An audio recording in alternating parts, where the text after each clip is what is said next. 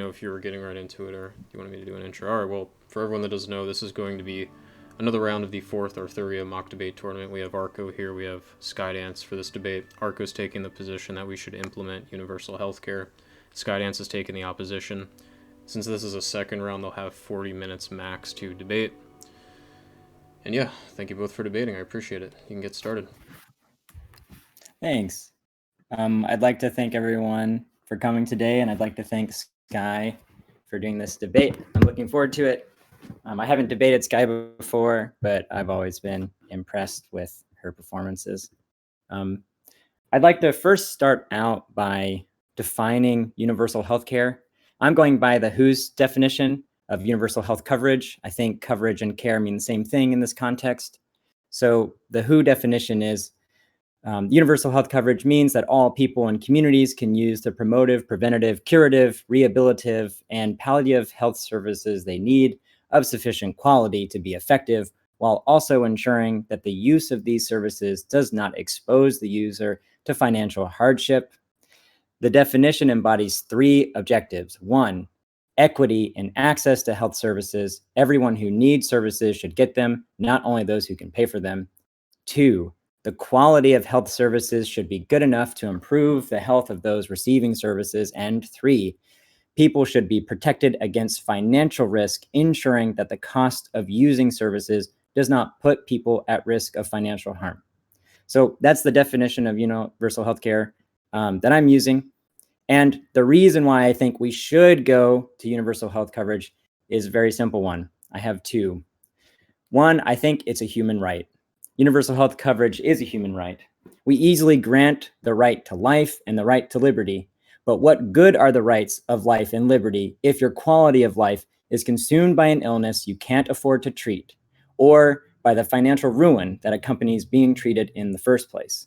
And two, it has many practical benefits, such as a healthy society being a cohesive and stable one, also bringing greater justice to people in society, as the healthcare costs outside of universal health coverage leads to great inequality, and the cost would be shared rather than putting people at individual financial ruin.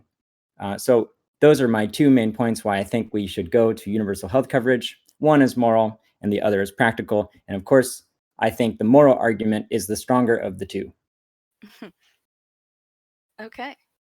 All right. So I'm going to be taking the position that we should not implement universal health care. So my points for this are going to be basically comparing other types of government practices, such as public schools with public or universal healthcare, and the fact that a lot of these systems often result in wasteful spending, inflated bureaucracy, lower quality of services. When we look at the state of public education and public schools these days, I think we can easily say that it hasn't really helped except at a bare minimum, and in some cases does a lot of damage. And I think that the same thing could happen with public hospitals. I mean, just imagine the state of a poorly run, poorly funded, government sponsored hospital where people are getting care that actually could affect them in negative ways just because the government is being forced to pay for it and then cuts costs to pay for it. What I would rather see would be a private system that allows doctors to work as businesses. It would free up doctors from government regulation. It would allow them to run their practices more efficiently. You would run less of the risk of bad doctors remaining in the practice. Right now, the only thing that is required to be a doctor is to do something. You don't actually have to be a good doctor to stay into practice because you are forced to be paid no matter what. But with a private system, we could enforce competition and allow the best quality to rise to the top while bad doctors are actually removed from the system. So we would be removing a lot of wasteful spending, streamlining directly from doctor to patient. We would have a lot of different options. Obviously, there would still be a system to take care of the lowest in the population and to make sure everybody does get health care, but we wouldn't need that for the vast majority, only the people who were at the poverty level. So there would still be what we have now, Medicare for all, or not Medicare for all, Medicare and Medicaid. VA benefits would still be there, a lot of other things.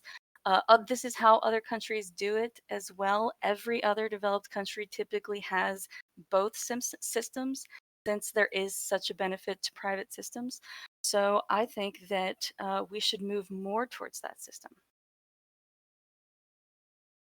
Well, I don't take universal health care to mean that there isn't any type of private health insurance. Um, so the WHO actually says that private health insurances are still fine under their definition of the universal health coverage. So you can have something like a national system, and there would still be these boutique medical services that people who are quite wealthy can afford. But I think something like a national health service that would be single payer would be really great for the population. That way, they wouldn't have the risk of financial ruin. I mean, you mentioned something about the cost being more accuracy, but we actually see the opposite, where the a lot of the insurance costs in the United States goes to paying CEOs and board members in the medical insurance company.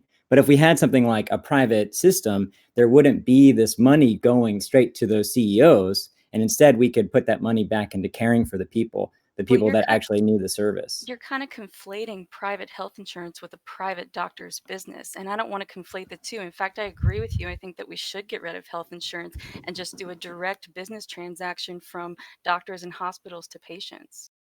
The only thing that the government, I think, should do would be to regulate basic level quality and sanitation and services offered. But otherwise, to have it run like a business would make it much more efficient, much less wasteful, and would result in the kind of quality that we see with a lot of privately owned companies. I mean, imagine if you could pick from different healthcare or from different doctors the way that you could pick from different phones instead of being forced to choose either universal healthcare or something through your employer. I don't like the notion of medical treatment being a business. Like, I don't think it's a moral obligation for me to be able to buy a cell phone, for example, or for me to be able to buy a steak. But I think healthcare is something that we have a moral obligation to provide everyone for. I don't think that moral obligations should be profit driven. And the notion that we should move to a profit driven model for something so fundamental to being a human, that being our well-being, that seems a little bit, I would describe that as morally repugnant. And even though there would be practical barriers to instituting something like this, this national health service, I think it's a moral duty that we have. Leaving it to private industries, I think, has a big problem. We can see examples where privatizing something has terrible impacts for the people, like what happened with Flint. The government deregulated, they made it private, and look what happened. People there still don't have clean water. I don't think it's morally repugnant if it would result in a better system, and I think we can agree that the better system is what we want. We can both agree that morally that would be the best result. So the question is just how to get to that result. So if a private option would be the better way that would actually result in more healthcare and higher quality healthcare for people, then I think that we don't have a disagreement about the morality of it. What I wouldn't want to see would be public hospitals that look like some of the public schools in the middle of poor districts in bad neighborhoods all across the United States. I mean, there would be no incentive for the government run hospitals to not spend wastefully, to give better service. They would be basically cutting costs because the government is not going to spend the money required to make them better, just like they already don't with education. And that results in people having negative experiences with education, coming to uh, actually being worse off in education and believing things, having irrational thoughts. And so, if we had a public run hospital that the government was cutting spending on and being wasteful in terms of money, or even cutting different types of healthcare and just treating things like emergencies, we would see people starting to pile up with worse injuries because they wouldn't be getting preventative care or early quality care. We would also have a system where there would be no incentive to take care of yourself because you could just rely on free healthcare anytime you wanted. So you would have no incentive to take care of yourself in terms of exercising or eating right or not doing tobacco or alcohol. And so that you would be a burden on the system without any incentive to Hold on. do otherwise. Are you saying that without preventative medicine or something, there'd be no incentive to exercise and lead a healthy lifestyle? I think that there's less incentive for people to if they think that they would just be taken care of for free.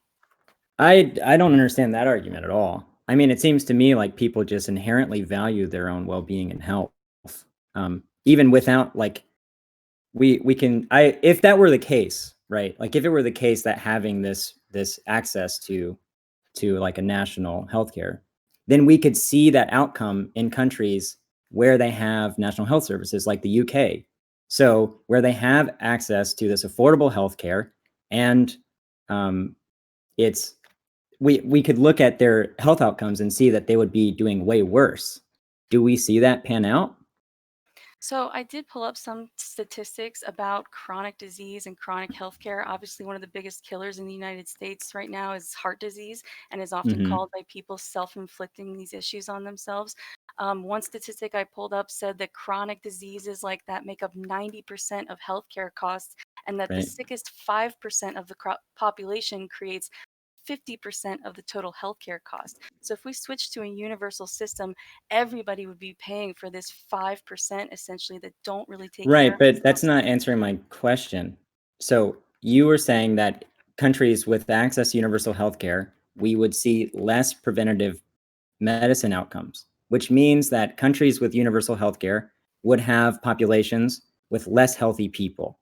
So I don't think the evidence points to that. I think the evidence points to the opposite, where the health outcomes for people in the United Kingdom, in Canada, in Europe, that have the universal healthcare, they are better than in the United States. So the United States already has sort of this private method, but if we went to something like this, these other programs where the preventative medicine outcome is better, I don't see that as that argument holding. So the comparison I would make again here is going to be to public education, where the quality of public hospitals would be about the level of the quality of public schools. And in poorer districts and in poorer areas or areas where people couldn't afford to get to a nicer public school or public healthcare system, they would suffer and they would get lesser care and they would have longer wait times. They would especially have longer wait times with quote unquote optional care. And that's what I mean by preventative care, things that aren't emergencies. And as those things got pushed further and further back because the government wouldn't be able to afford all of that care for these, cheap rural hospitals that they set up, you would see people accumulating more injuries and sicknesses and long term chronic issues because they wouldn't be able to get in and get those taken care of because that quality and that level of care wouldn't be there. Well, we could look to other countries and see if that actually panned out. So in the Yeah. United States, there are problems with the public school system, but just because there are problems with the public school system doesn't mean that suddenly universal healthcare is off the table. It just means that there's a problem we need to address. And I think that that problem is more indexed to something like the way this is distributed.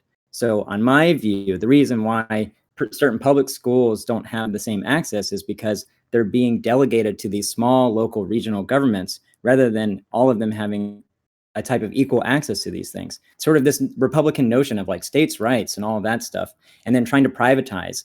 So that type of thing is, I think, is what is leading to these disparities between the public school system. But we can have solutions for that. And because we can have solutions for the public school system, we can also have solutions for the universal healthcare. So So again, I think to me, it seems to me like if it were the case that these national health services led to these disparities, we could see that in the UK, but I haven't seen any evidence of that.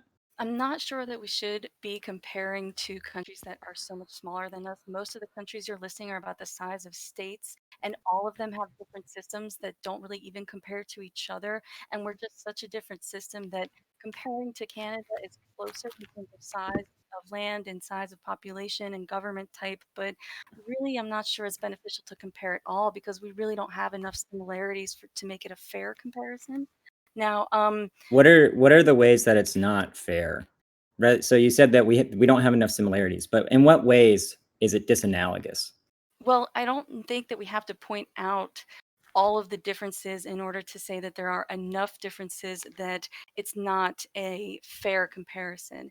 And I think we do. Like if we're going to say it's not fair, I think we need to say it's not fair for this reason rather I than would say that it's not fair because these countries are smaller and they have different like population size. population and land size. It would be easier to compare them to states if you wanted to talk about each state being its own kind of country and running things in its own way. But we don't have that. We have a federal government that has to regulate California and rural Tennessee in the same way, and they just don't have the same economic resources or input output or population or health levels.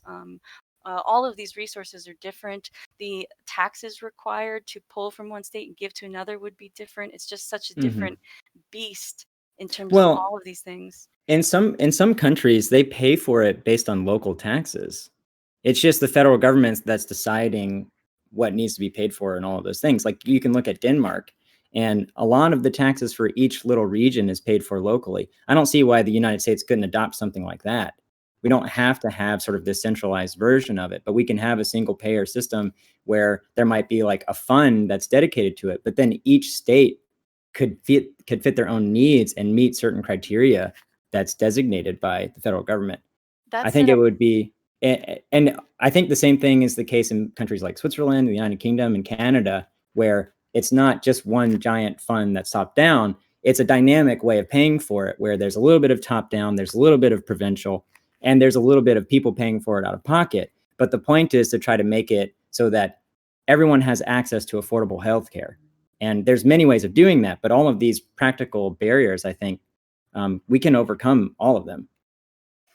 So the disparity between different regions in these smaller nations in Europe isn't the same as the disparity between San Francisco and rural Tennessee. And we can already see that the public education system, which tries to do the same thing and let regional areas pay for the local funding for these systems, is completely failing.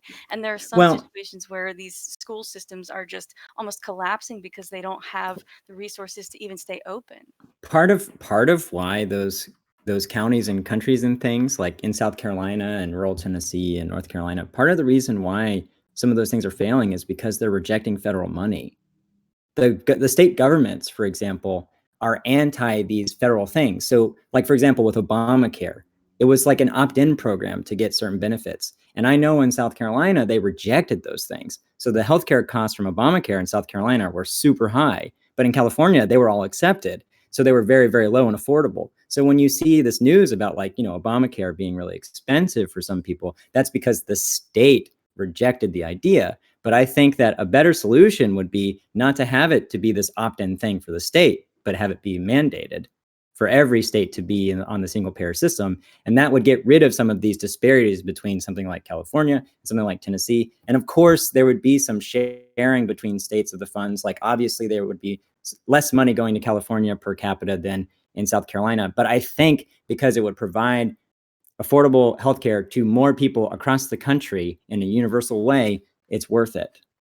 So I think that what would bring people better health care into more places in the United States wouldn't be forcing it through some kind of government mandate that passed along to local regions, but rather incentive through private companies. One of the best examples is Verizon, which built cell towers and internet connections to rural areas in the United States because it had the incentive to go find customers. And the government simply hadn't gotten around to it yet because it didn't want to put the funding in. It had to require Congress to vote through all these things, whereas the private corporation was able to just do it and had the funds and the resources and the incentive to do it. And then they did it quicker. They had less waste because they had an incentive to get less waste. And they were able to get these people access to cell service and internet service before the government could even pick up the ball to get a law rolling to do that. But the government doesn't have the job of trying to do something like that.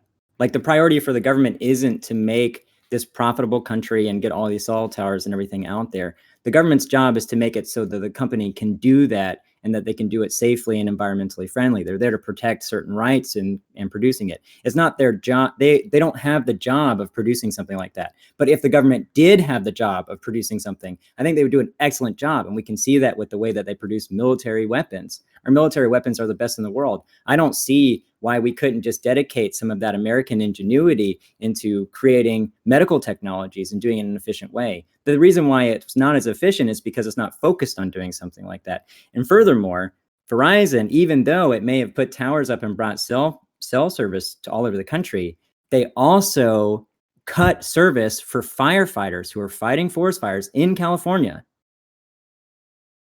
because they weren't paying their bill.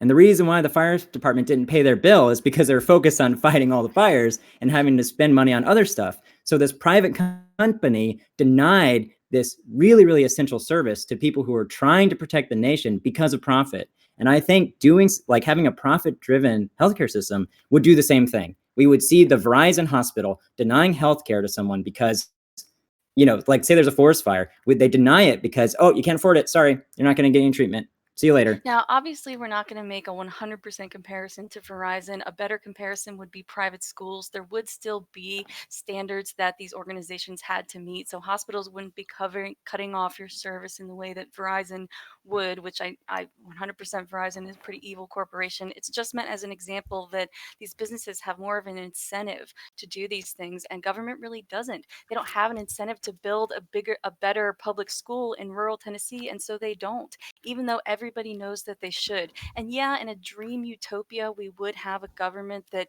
was able to spend all of its money on education and healthcare and have the best schools and best hospitals in every part of the country. But that's not how it works. That's not what's practically the answer. And so if we want a real practical answer, instead of chasing a utopia that will never happen in this country, we do need to move it towards a private incentive that would allow people to directly go to doctors, eliminate waste from insurance companies and the government, allow doctors to pursue their own practices in their own areas, expand their branches and their businesses, and get access to people who want it quicker, more efficiently, reducing waste, and it's not to say that all access would be private. There would still be Medicare, Medicaid, the VA, children's health insurance, things like that. It's just to say that for the most part, just like private education is better, including private colleges, private hospitals and private doctors' practices would be better. Eliminate the health insurance, eliminate the government wastefulness, and just go straight to doctor-patient. Well, I want to point out something. You said incentive here, but I want to be clear. When we're talking about incentive in a private corporation, the incentive is profit. It's profit driven. Now, there are other incentives that would lead someone to having guaranteeing something like healthcare. So, for example, our police departments are not private; they're public. They don't have profit driven incentives to protect us. They just protect us because we have rights and they guarantee it. I don't see why we couldn't do the exact same thing for healthcare. All of those problems with your bureaucracy and paying for it and all that stuff, we can manage those things. I don't think that there's a good moral argument for why we shouldn't be doing this universal healthcare. So you might say like, well, the profit incentive is going to be more efficient at driving these things. But even if it's like, 1% more efficient or 10% more efficient, it's going to have these other problems that are morally unpalatable. For example, it's going to lead people to financial ruin. You said something like the private education is better than the public education. But imagine how good the public education would be if the private education was very limited, and instead of people putting their money into the private education to pay for their own child to go to school, that money was taxed, and then it was spread out so everyone had a greater access to a high quality public education system. Part of the reason why the public education system isn't as good as it is because it's not being taxed, and those who are wealthy are spending it on their own children rather than having it taxed and having it spread out to everyone so that there's equal access to good public education. So all of the reasons why private education is good is actually part of the reason why public education is bad. I think that private education is some of the best education that we have. Harvard and MIT are private colleges, and they're some of the best colleges in the United States. When you think about some of the problems with public education, one of the biggest is bad teachers. And you can't get rid of bad teachers because there's no money coming in to get good teachers. If you switched over to a universal healthcare system, you would be paying doctors less, reducing the quality of it, and you would have no way to choose a good doctor from a bad doctor. You wouldn't have any choice at all. You wouldn't be able to filter out bad doctors from the practice. You could have a doctor practicing for 40 years, like we have bad teachers for 40 years in their profession, and they never leave because what else are you going to do? You can't afford to get another teacher. They're paid terribly. Imagine the quality of healthcare that you'd get if doctors were paid like teachers were. I mean, I think that'd be one of the last systems I'd want to see happen to healthcare. Well, I'm not claiming that they would be paid like teachers. You can still pay doctors a reasonable wage. Like if you look at the United Kingdom or Canada, the doctors are getting paid really great wages. There are incentives to be doctors still based on the income. They're getting paid at a higher, I mean, the skills required to be a doctor are greater, therefore they're paid a higher wage. I don't see why we would suddenly pay them like teachers, because that's not at all the position I'm putting forth. Well, I So think we can both agree that there would be a guaranteed drop in price if we switched from private to universal. drop in price of what? In wages? In wages for doctors, yeah. Yeah, a slight drop. There would be a slight drop, but not a dramatic drop. So the drop would be something like instead of $120,000, it would be more like $90,000. But let me point something out. Those doctors that are paying $120,000 right now, $30,000 of that is going to medical insurance. They're having to pay these big amounts for their insurance and liability insurances and things like that because the insurance costs for them messing up are so high. So they have to pay for this other thing. So even though they would be making a less amount, like just figure-wise face value, the expenses they have to put in because they're in a private system would equalize it to be more like getting 90,000. Now, So all of those reasons why the private doctor should be getting paid that much are negated because of those expenses. So they would be making a comparable amount.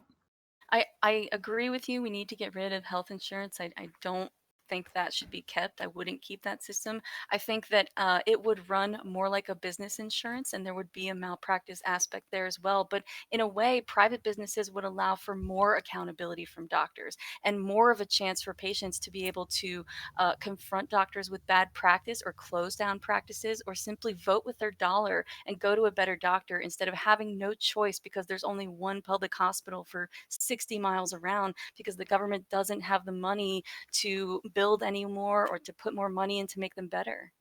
Well, the government could have money to build more. I don't know why we're presupposing that it couldn't. I mean, we're sort of like imagining the worst case scenario, but we could fund a healthcare system where there would be ample hospitals, where the doctors would be there. You said something like they wouldn't be able to vote with their dollar, but you can have other methods of getting rid of doctors that are bad. You can have something like boards looking at the way doctors are behaving and performing, who would be looking at the healthcare system. That would be an outside body. I don't see why that couldn't be any less effective than something like paying with the dollar. In fact, I think it would be more effective because the board would be experts looking at healthcare rather than someone being like, I don't like the way that doctor talked to me. I'm out of here. So the comparison I'm making is with our existing system, which is the education system. To say that the government would build enough hospitals and that those hospitals would have enough quality is just a dream, and it isn't reflected in reality when we look at the state of public education in the country today. And so we I mean, have to again, start shifting away from relying on the government to step up and do the right thing because it's just hasn't in historically, and it isn't doing that right now, and there's no reason to think that it will. again, I don't think that the public education system is analogous because we can have ways of improving that. Part of the problem is the way that the states are responding to this. So it's not just that the federal government has a problem here. It's the way that the Republican Party is responding to it because they're trying to make it look like the federal government is a problem by creating these shitty circumstances. But really, they're the ones creating the problem by denying the funding Right. and by changing the way it's being spread out. We shouldn't leave this decision in the hands of politicians at all. Cut them out of these decisions completely and let it come back to doctors and private hospitals. That's how it used to be before we had government step in to try to take over this aspect. I don't think that that would be possible, because when we allow private companies to manage things on their own without the government being involved to inhibit something like that, we're going to end up with these like Rockefeller hospitals. And the access to healthcare is going to be impossible. It's only going to be people who afford it. So if the government's not involved at all, then there's not even going to be something like Medicare in there. There's not going to be these like regulations that are there. So I don't understand, if the politicians aren't involved at all, then you can't also hold the position that we have something like this welfare system that's going to be there, and there's going to be regulations imparted by the government. You can't have it both ways here. Well, I've already said that there would still be Medicare, Medicaid, VA treatment. There would still be children's health care. There would still be regulations on all of these places, like there are regulations on private schools. I've already said all of that. So that has to still exist in the way that governments regulate all businesses. And right. So then the government would and thrive with competition, even with that regulation. And they do better than they would if they were run by the government alone. Why do they do better when they're done? Well, the government's not running it on their own. There's still private parties involved. Universal health coverage doesn't mean all of a sudden everything is paid for by the government. It's not. There are many different versions of universal health coverage. You can have private institutions still as part of universal health coverage. I'm not talking about getting rid of the Harvard hospitals here. I'm just saying that we need to have a national service that's paid for by the federal government. So it's not like all of a sudden there's not going to be this access to private hospitals or something like that. There's still going to be private hospitals in a universal healthcare system. It's just that there's an expanded Medicare for all at the bottom, where more people have access to affordable healthcare. So it's universal coverage. It's not going to lead to financial ruin. Let's take another example of the difference, a public defender versus a private attorney defender, and the quality difference there. A private doctor has more incentive to care for you, to give you the best quality care possible than any kind of public doctor would, who's guaranteed their job no matter what the outcome is. And that incentive— Wait, hold on. I have to interject, because I don't agree with the presupposition that people only provide quality healthcare because they get paid a lot of money for it. I think that's insulting to doctors, because doctors are being doctors because they care about the profession and they want to care about their patients. Unfortunately, we're talking about millions of people, and we can't say that every single one of them has, the best. And likewise, we can't say that every single person is only driven by the profit then. So if we're going to go by the argument that there are millions of people there, it would also apply to your argument here as well. Yeah, there's going to be variation either way, but the result is the most important thing. And the result of private education is better than public education. And so No, I don't agree with that notion. I think that the quality of Harvard might be higher than the quality of the University of South Carolina, but those are the extremes. The extremes of something like the best private might be better than the best public, but that doesn't mean that all private is better than all public. The public can be good enough. I'm not asking for the public healthcare here to be exactly like the best private hospital in the world.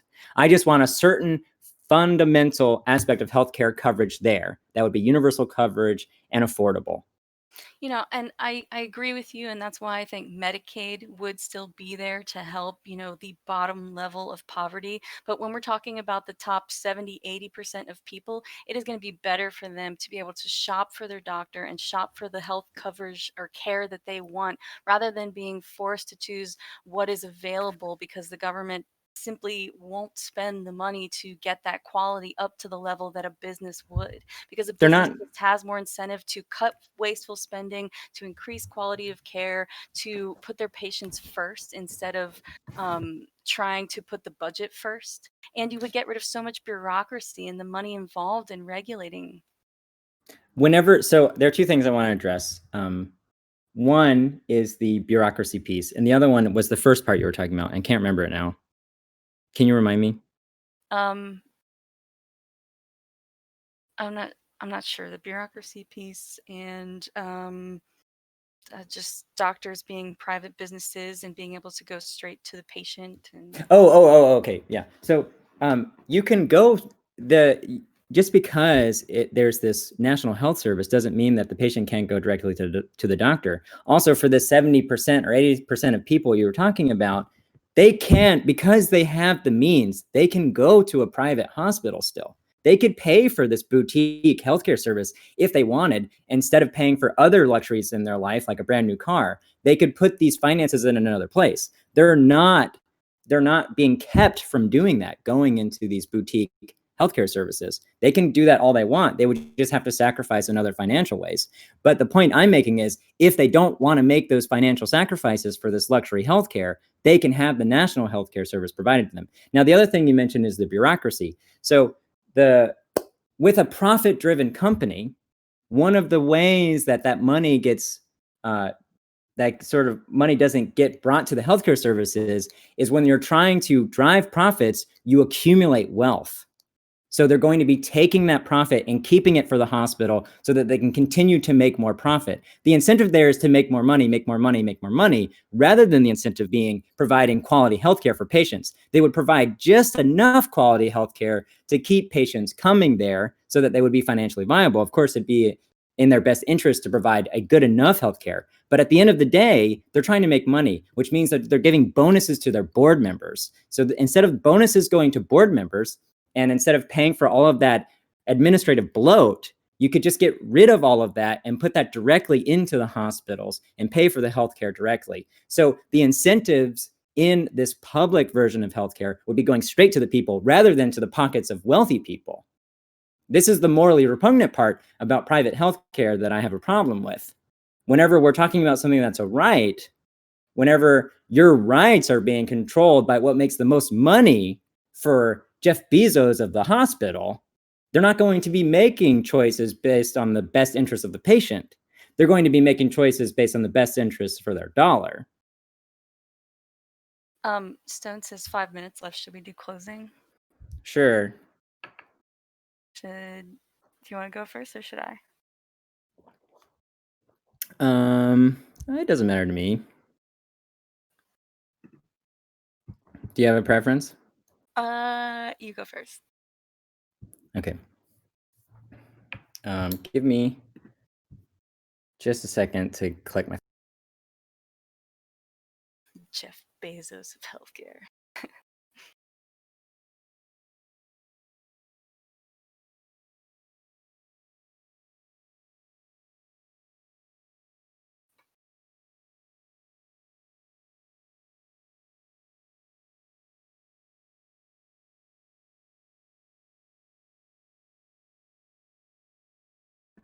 Okay, I think I'm ready.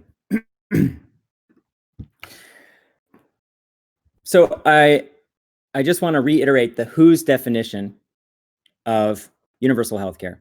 Universal healthcare means that all people and communities can use promotive, preventative, curative, rehabilitative, and palliative health services they need of sufficient quality to be effective, while also ensuring that the use of these services does not expose the user to financial hardship. My opponent has mentioned that there's an analogy here between public schools and public hospitals.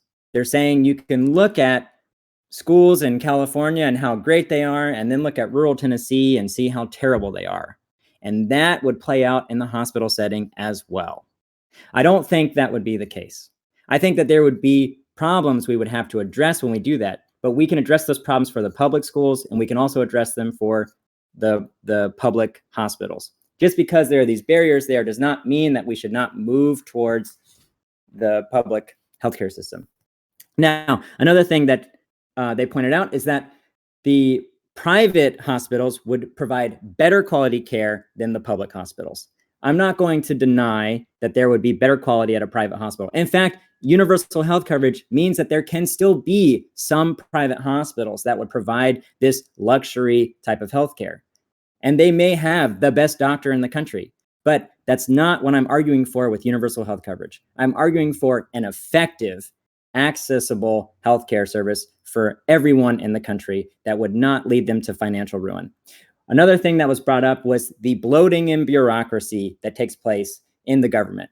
Of course, there's bloating and bureaucracy in the government. There's also bloating and bureaucracy in private corporations. It happens in both cases. So it's true of both cases. So when we're looking at the bloating and the bureaucracy here, the bloating and bureaucracy in the private industry goes to paying for the board members, goes to incentivizing the profit. And now I ask you, do you want to go to a doctor or a hospital service who's got their focus on making more money, or do you want to go to a healthcare service where they want to care for your patients? If it is true that people are going to provide healthcare based on profit, then they're not going to be doing it based on providing good care for you. And I think that my opponent's argument relies on this notion that the best care comes from profit-driven care. I think that that's false. And I think it's an immoral way to approach healthcare. So I think healthcare is a human right because we easily grant something like a right to life. We easily grant something like a right to liberty. In order to have life, in order to have liberty, we need to have good healthcare. We need to have good access to preventative care. Something that my opponent mentioned is that if we had this public service, we would see outcomes where people would just get sick, and there would be no incentive for them to go to the hospital. I don't think that that's true of human nature at all. I think that the vast majority of people are invested in their own healthcare. They're invested in their own quality of life. So they would be using these preventative measures to have a good quality of life. And if we look at places like Canada and the United Kingdom and Europe, where they have universal health coverage, we see that they have better health outcomes. So the notion that a public health service would lead to worse health outcomes, I don't think plays out. So for these reasons, I think universal health care should be adopted because of the moral argument. It's the right thing to do. It is a human right. Healthcare is a human right. The profit-driven company will not grant the affordable access to healthcare that we need. And there are these other practical benefits, like the health outcomes, that would also lead to greater cohesion in our country and less of this profit-driven Amazon, Verizon-style hospital healthcare. Thank you. Okay. So, I think that assuming that the government has our best intentions and that the government would enact this kind of system in a good way is naive. I think it's been demonstrated that our government has no incentive or interest in doing anything other than a basic minimum when it comes to public education, and that would happen in public healthcare, and that the only role that the government should be playing in healthcare would be a base amount of regulation and a base level of care for the poor. Otherwise, I think that inserting some kind of government system in between a doctor and their patient is actually the moral failing here. And I think that happens whether it's through enforcing us to use health insurance or go through our employer, or forcing us to use some kind of COBRA system or public system because there's no other options. And one of the best things about a private system is that it gives you options. It has an incentive to reach more patients. It has an incentive to build practices in rural places and to improve on quality of care, and the incentive to cut costs and cut spending, where the government, which already doesn't even need to be there, would be adding costs and adding spending and adding extreme amounts of bloating and payments that don't need to be there. And that's one of the biggest failings of it right now. I think that we can see that when we look at Freddie Mae and Fannie Mac and what they did there. They had, of course, the role to provide people with these cost-effective houses, but really government is just as motivated by private or by profit as private companies, except that they can get away with it more because they can pass laws and they can be corrupt when they pass these laws. And so they have a lot of incentives just to help themselves and not really to help their patients. Whereas if you make it a private system just between the doctor and patient, the incentive is to help the patient, and the patient votes with their dollar and actually has a choice in the matter instead of being forced to use a government service that will probably provide at best a base level of care that might even make them sicker. And so really we should just take out all of these middlemen and go back to a straight doctor-patient relationship.